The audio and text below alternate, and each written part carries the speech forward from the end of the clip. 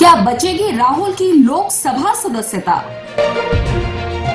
अमृतपाल का खालिस्तानी जहर, फिर डरा रहा है कोरोना वायरस। नमस्कार, मैं रूपाली बर्वे और आप देख रहे हैं वेब दुनिया की खास पेशकश WD नाउ, जिसमें बात करेंगे सप्ताह भर की सुर्खियों की एक अलग अंदाज में।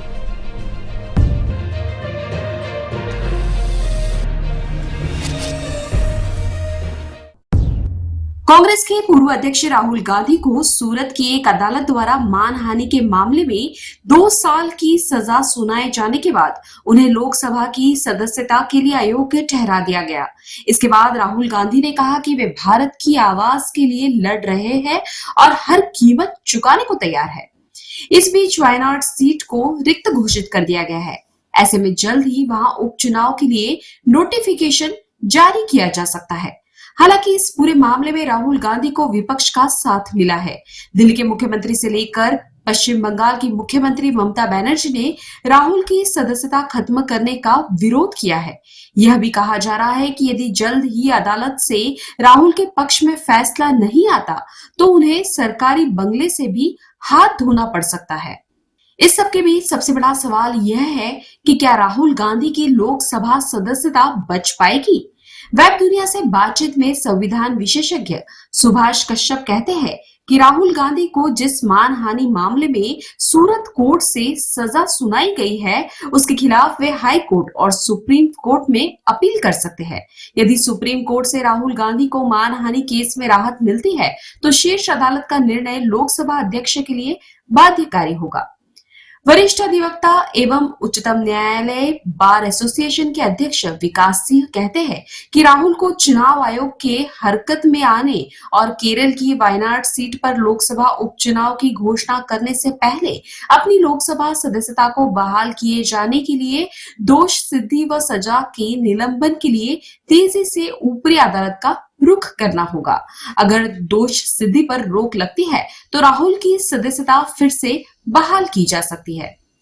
वरिष्ठ अधिवक्ता एवं संवैधानिक कानून विशेषज्ञ राकेश द्विवेदी कहते हैं कि अयोग्यता अवैध है, क्योंकि राहुल गांधी को अदालत के फैसले को चुनौती देने के लिए 30 दिन का समय दिया गया था।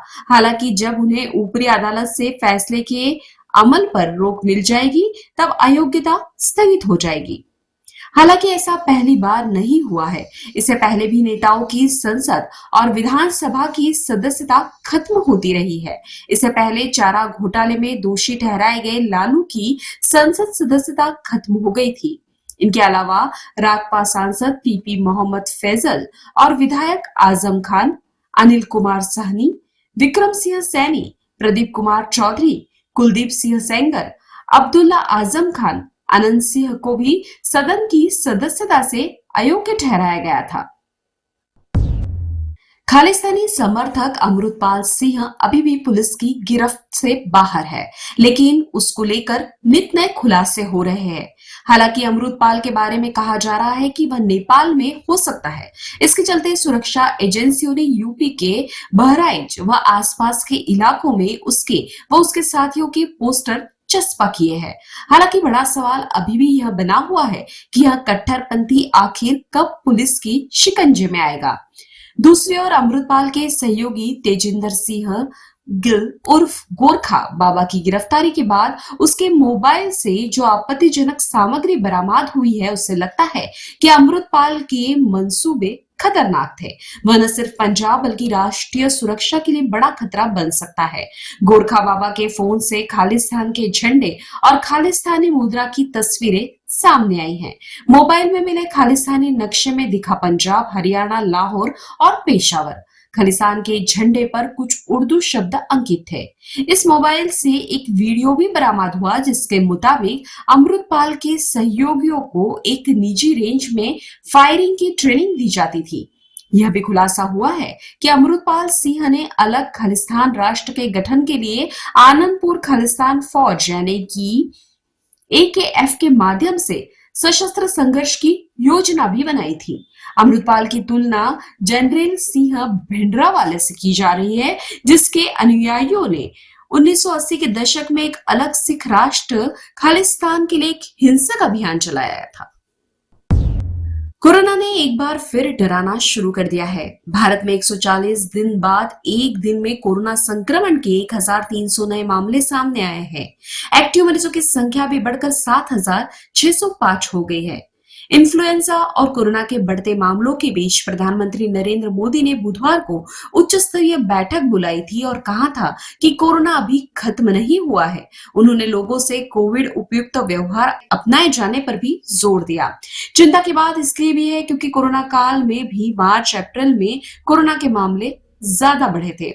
दूसरी ओर एम्स के पूर्व निदेशक रणदीप गुलेरिया ने कहा कि कोरोना का नया स्वरूप XBB.1.16 इस समय संक्रमण के मामलों में वृद्धि के लिए जिम्मेदार साबित हो सकता है, लेकिन अभी घबराने की जरूरत नहीं है। उन्होंने कहा कि मौसम बदलने के साथ रेस्पिरेटरी वायरल इन्फेक्शन के मामले बढ़ रहे हैं।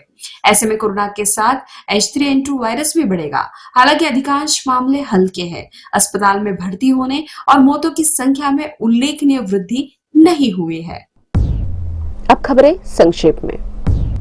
बागेश्वर धाम के प्रमुख धीरेन्द्र कृष्ण शास्त्री के खिलाफ राजस्थान के उदयपुर में FIR, भड़काऊ भाषण देने के आरोप। राहुल की लोकसभा सदस्यता रद्द होने पर बोले दिल्ली के मुख्यमंत्री अरविंद केजरीवाल, कहा मोदी के नेतृत्व में देश को बर्बाद करने की कोशिश। नासा ने दी बड़े खतरे की चेतावनी, अंतरिक्ष की चट्टानों के धरती से टकराने का खतरा 3 गुना ज्यादा हुआ। यदि यह चट्टान पृथ्वी से टकराई तो परमाणु बम के मुकाबले करेगी 10 गुना तबाही। अडानी समूह के बाद ट्विटर के को फाउंडर रहे जैक डॉर्सी हिंडनबर्ग के निशाने पर। ब्लॉकिंग को बनाया निशाना, कंपनी की नेटवर्थ $526 मिलियन से कम हुई। पेंशन को लेकर फ्रांस में भी बवाल, 35 लाख लोगों ने किया विरोध प्रदर्शन। 457 प्रदर्शनकारी गिरफ्तार, हिंसा में 441 पुलिसकर्मी घायल। ये थी वेब दुनिया की खास पेशकश WD नाउ। अगले सप्ताह की सुर्खियों के साथ फिर हाजिर होंगे। नमस्कार। वेब दुनिया की सभी से अपील है कि भीड़ भाड़ से बचें, मास्क पहने व सैनिटाइजर का इस्तेमाल करें। साथ ही सोशल डिस्टेंसिंग का पूरा पालन करें।